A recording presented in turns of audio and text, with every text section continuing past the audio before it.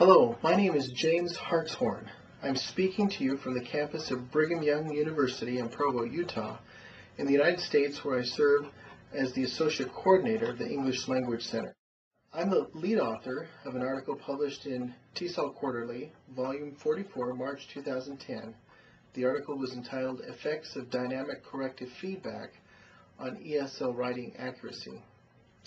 Other authors included Norm W. Evans, Paul F. Merrill, Richard R. Sudweeks, Diane Strong-Krause, and Neil J. Anderson. This publication builds on the work of Norman Evans and was precipitated by two parallel events. I think the first is the debate of the efficacy of written corrective feedback. Some of you may be familiar with the work of Truscott, Ferris, Bichner, Ellis, Sheen, and others. The second thing was our own practice and extensive observation of what's happening in second language writing classrooms and concerns that students are not improving like we would expect. And this is despite the fact that they may improve in the rhetorical aspects of language. We feel that in many regards they're not improving in the linguistic accuracy of their writing. This is something that Ellie Hinkle also raised in 2004 in her book Teaching Academic ESL Writing. Naomi Storch in 2009 conducted a study of second language learners in a university setting and found that while they did improve in their rhetorical skills, they did not really improve in the linguistic accuracy of what they were writing. So these are concerns that we wanted to address. And of course, when I refer to rhetorical skills, mostly what I'm talking about is a writing that includes the content, organization, flow of ideas, those kinds of things. Another issue is we feel that the question of whether written corrective feedback is effective may not be as important as the question how to maximize its effect. And the reason we feel this way is based on our own survey data that we presented at the Symposium on Second Language Writing in Spain in 2010. We presented the findings of a survey over 1,000 ESL and EFL writing educators. 99% of them indicated that they provide at least some kind of written corrective feedback, and 92% said that they provide written corrective feedback as a typical part of their instruction. So, although the question of whether or not we should be providing written corrective feedback is an important one, we feel that for our purposes, a better question perhaps could be, how do we use it effectively? The findings of that survey, by the way, should be published in 2010 in the International Journal of English Studies. Now, many things can impact how well students learn, how well they write accurately, for example.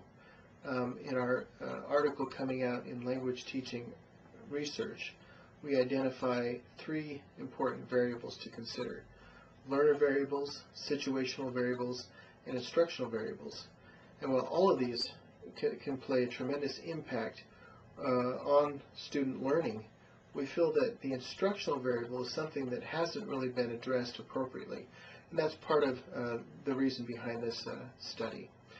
In our observation and our practice, we have concluded that there are at least 4 limitations that we often see that maybe inhibit students from learning to write more accurately.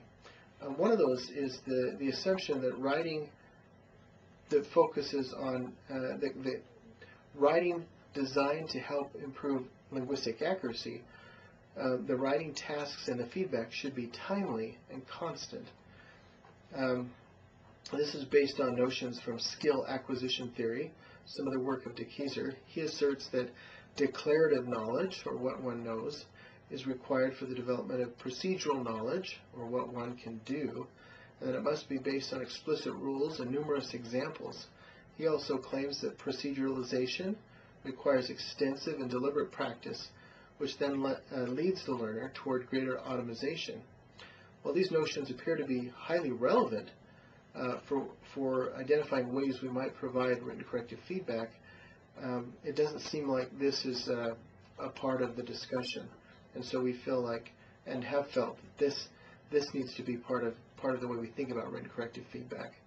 Feedback is timely when it's immediate, fairly immediate. Feedback is constant when it's provided consistently over an extended period of time.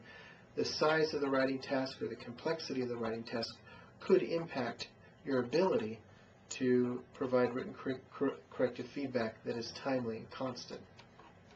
Another assumption we have is that writing tasks and feedback should be manageable. In many cases, we observe that the writing task or the feedback that's provided to the learners is not manageable like it should be, both for the learner as well as for the teacher. And this could result in problems with cognitive overload, inability for the students to process the feedback that they've been given, and so this can be a concern. With the assumption that writing tasks and feedback should be timely, constant, and manageable, we've thought that perhaps shorter pieces of writing would be a better way to deal with feedback designed to help students improve the accuracy of their writing. We're not necessarily talking about the rhetorical aspects now. We're talking about if we're focusing on helping students write more accurately, perhaps a shorter piece of writing would be a better medium to do that. The fourth area that we have observed as a possible limitation and an assumption is that writing needs to be meaningful. The tasks and the feedback need to be meaningful. The students need to understand how to complete the task and what they are expected to do with the feedback. Additional opportunities to apply the feedback need to be provided in subsequent writing. These are important aspects of the writing process that make it meaningful. But an additional point that we want to make in this presentation and in the study is that there's a notion, psychological authenticity. We believe this has some important relevance in working with an effort to focus on linguistic accuracy. Scholars such as Larson, Freeman, and Ranton Lister have used this expression to describe language practice that is sufficiently meaningful on a psychological level to ensure it transfers successfully in authentic tasks. With this in mind, we have felt that in order for writing tasks and their accompanying feedback to become psychologically authentic in terms of linguistic accuracy, that writers may benefit the most from learning to attend to all dimensions of accuracy simultaneously. We have reasoned that writers are the most ready to learn to accurately produce the structures that they are willing to attempt to produce. So this is an important part of our thinking, that if they are trying to produce it, they're finally ready to learn how to produce it correctly. If they choose not to use it, they may not be ready or willing to learn how to use it correctly. So we developed this instructional strategy we termed dynamic written corrective feedback. It includes two essential elements. The first includes feedback based on the most immediate needs of the learner, as demonstrated by the errors that the learner actually produces. We use the term dynamic because classroom instruction and individual practice are driven by the most frequent errors that the students make. The second element is a principled approach to second language writing pedagogy that is designed to ensure that writing tasks and feedback are timely, constant, manageable, and meaningful, as we've talked about. There are probably many ways you could operationalize these principles. Let me just briefly explain how we did it in our research. So we had our students write for 10 minutes each day, what we called a 10-minute paragraph. They would get feedback on their errors the next class period, and this feedback was based on symbols, coded symbols, to identify the type of error that was made and the location. We used tally sheets to record the frequency of particular error types and this was designed to help inform the students as well as the teacher what the students needed to study the most. And this again drove the instruction and individual practice. There are other resources that we used. All of them were designed to help the learner notice what they were writing and the areas that needed more improvement. So basically, with this in mind, we wanted to look at the effect of dynamic written corrective feedback on 4 areas of writing. The first was writing accuracy, which we defined in this study as a ratio, the error-free T units, the number of error-free T units over the total number of T units. So that is how we defined writing accuracy. We also looked at rhetorical competence. To measure that, we used and adapted a rubric from the TOEFL IBT. The modified rubric isolated rhetorical features of writing, common to process writing. These included demonstrating effective organization, development, providing appropriate examples, detailed support, conveying a sense of unity and coherence, things like that.